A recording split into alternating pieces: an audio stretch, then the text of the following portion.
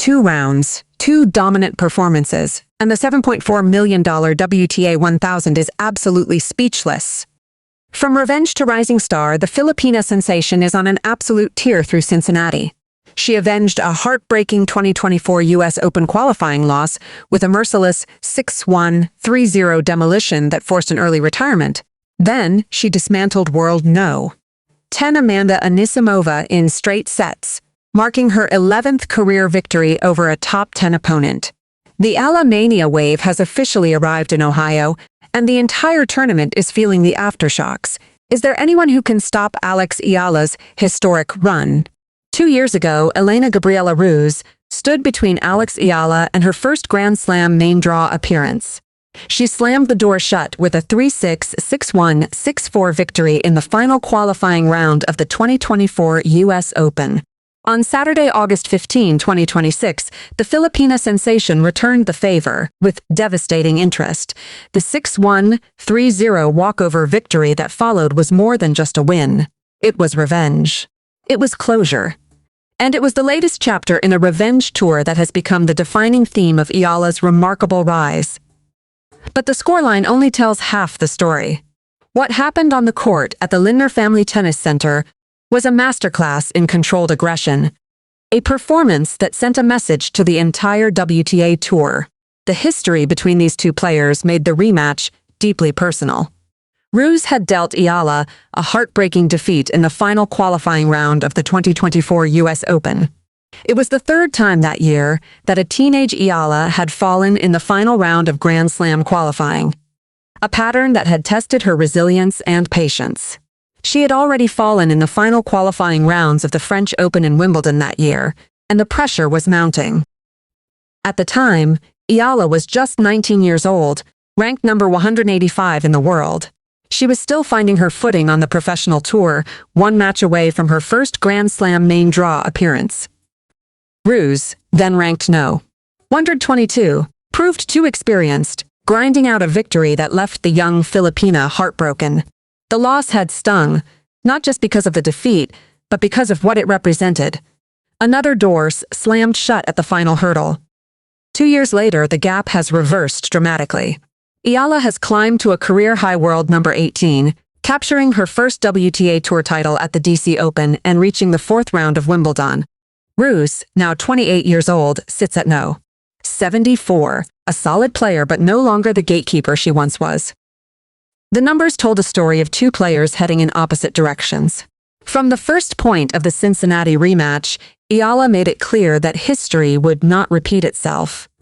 The match, played at the 4,000-capacity Tony Trabert Stadium 3 in Mason, Ohio, began with a brief hiccup. Ruse broke Eala's serve in the opening game, taking a 30-0 lead. But from that point on, the Filipina grabbed the match by the horns. She ripped a forehand winner to earn a break point and level at 1-1. She then held comfortably with ultra-aggressive ball striking to move ahead, 2-1. The sweltering humidity, sitting at 80%, did nothing to slow Eala down. She attacked Ruse's second serve from about 2 feet inside the baseline, ripping forehand return winners to break for 3-1. She continued to pull away to 4-1, then 5-1, hitting with confidence, precision, and rhythm. The Filipina's clean ball striking and relentless consistency left the Romanian with no answers. Eala fired 9 winners against Ruse's 7 while forcing her opponent into 11 errors. Eala closed out the first set 6-1, winning 5 consecutive games. The second set followed the same pattern as Eala jumped to a 3-0 lead, breaking Ruse twice. The world No. 74 Romanian, who had reached the semifinals of the WTA 500 Upper Austria Ladies Linz in April and the WTA 500 Bad Homburg in June, caught a brief respite when play was suspended due to lightning in the 4th game. But it proved to be merely a delay of the inevitable. Ruse, who had called for a medical timeout just before the lightning suspension due to an apparent right foot injury, eventually retired from the match. The match ended in anticlimactic fashion, handing Eala a walkover victory. "I think that I was playing well," Eala said during the post-match press conference. "I think I felt the ball good, was really focused, and tried to keep myself in the zone. I think I did a good job of that." Of course, Nobody likes to finish a match with a retirement, she added. First and foremost, I just want to wish Gabriela Ruse a speedy recovery. Injuries aren't fun, so I hope she recovers soon. The victory continued a remarkable streak. Eala has now defeated each of her last 7 opponents who had previously beaten her, a list that includes Iga Swiatek, Zheng Qinwen, Leylah Fernandez, Jessica Pegula, and Alicia Parks. The Revenge Tour has become a defining feature of her career, and Ruse was the latest name to be crossed off the list. The revenge was complete. The payback was total. And the message to the rest of the WTA Tour was clear. Alex Eala was just getting started. She had heard about the chants. She had seen the videos of packed stadiums.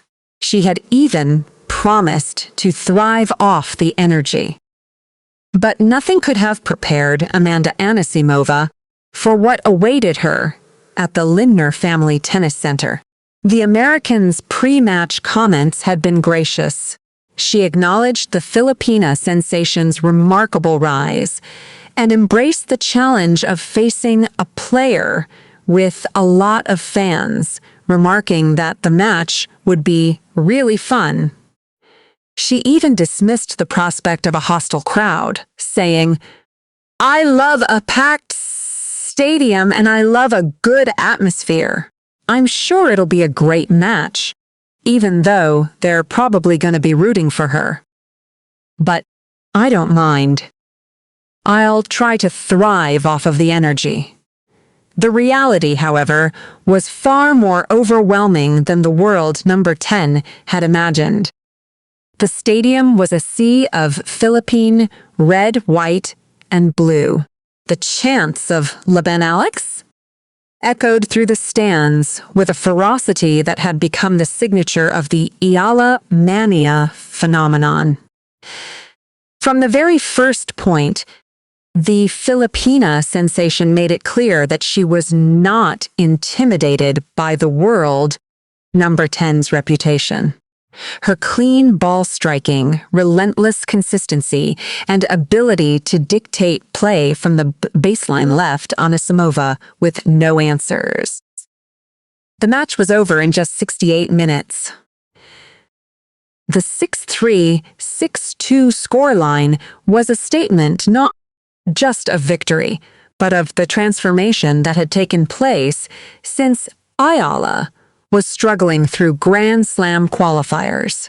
The victory marked her 11th career win against a top 10 opponent and her 8th such victory in 2026 alone. Anisimova, the 9th seed and former world No. 3, became the latest name on a list that already included Iga Swiatek, Elena Rybakina, Coco Gauff, Jessica Pegula, and Naomi Osaka.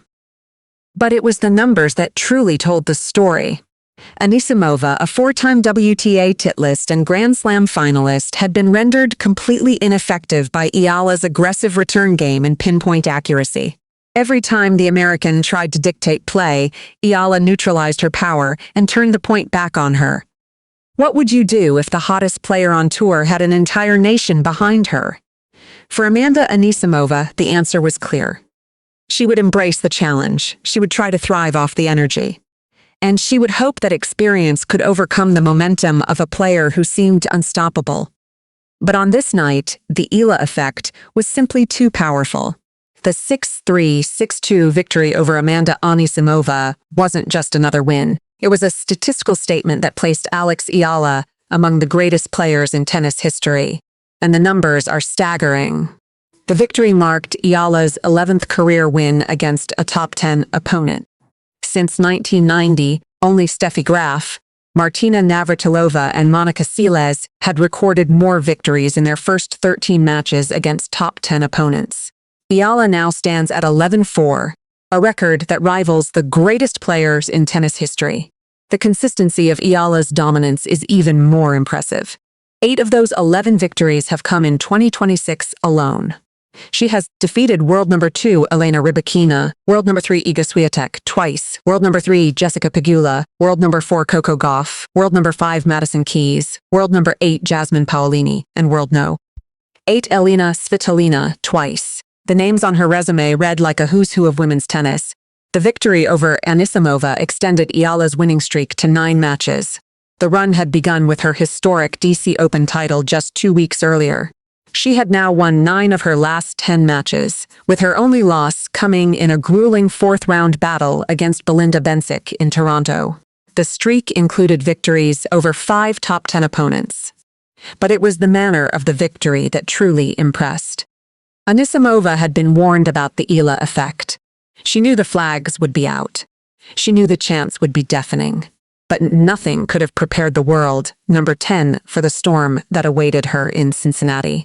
Eala's clean ball striking, relentless consistency, and ability to dictate play from the baseline left the American with no answers. The victory marked Eala's first ever meeting with Anisimova. The 24-year-old American had reached a career-high world number 3 earlier in the year and had been a quarter-finalist at the Australian Open this season. At 17, she had become the youngest French Open semi-finalist in 2019. But against Eala, she found herself facing a player who had already beaten 8 top 10 opponents this season and was playing the best tennis of her career. For Eala, the numbers are a validation of everything she has worked for. "I'm playing the best tennis of my life right now," she said after the match. "The confidence comes from knowing that I've beaten these players before. I know I can compete with anyone. The numbers don't lie, and neither does the moment." Alex Eala had just beaten another top 10 opponent, and the tennis world was taking notice. Her 11 career wins against top 10 players have placed her among the sport's elite, a statistic that rivals the greatest players in tennis history.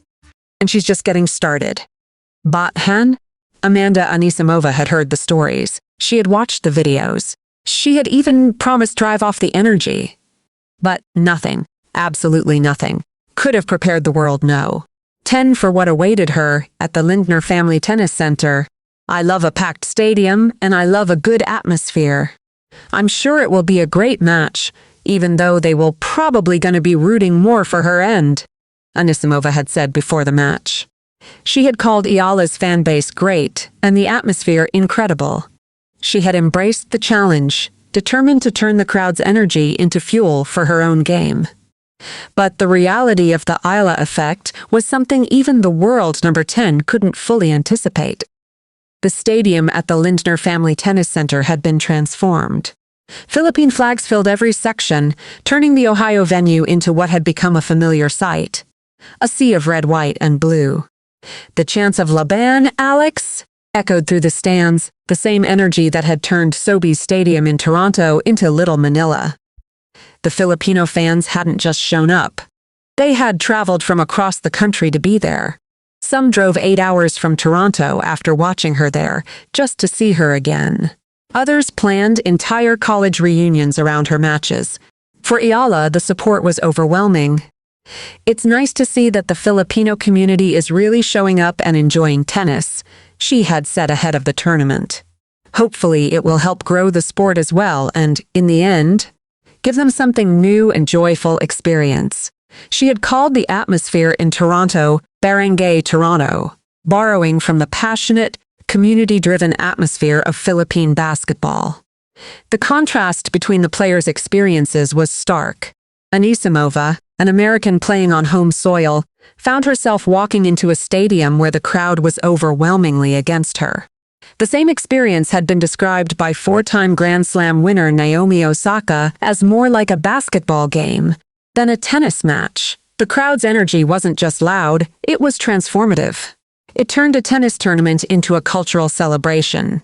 For the Filipino fans, the moment was about more than just tennis. Ohio is home to nearly 17,000 Filipino Americans, and Cincinnati's Filipino population numbers between 100 and 2,000. But the community had proven that distance was no obstacle. They came to celebrate their culture, their pride, and the woman who had become a symbol of hope for a nation of over 127 million people. The Eala effect had turned another tournament into a homecoming. The flags, the chants, the energy. It was all part of the phenomenon that had begun in Washington, exploded in Toronto, and now arrived in Cincinnati. And as Eala prepared to face Anisimova, the stadium was ready to erupt once more. The crowd knew they were witnessing something special, a 21-year-old from Quezon City who had already proven she could beat the world's best, and a community that would follow her anywhere. The revenge was complete. The statement was made. And as Alex Eala walked off the court at the Lindner Family Tennis Center, she knew the Cincinnati Open was only just beginning. Standing between her and a spot in the quarterfinals is a name that has haunted her path before. Wimbledon champion Linda Noskova, the Czech world number 6, looms as a potential fourth-round opponent. The same Noskova who has beaten Eala twice this season, including a 6-2, 6-4 defeat in the Berlin Open semifinals and a 6-2, 6-0 rout at Indian Wells.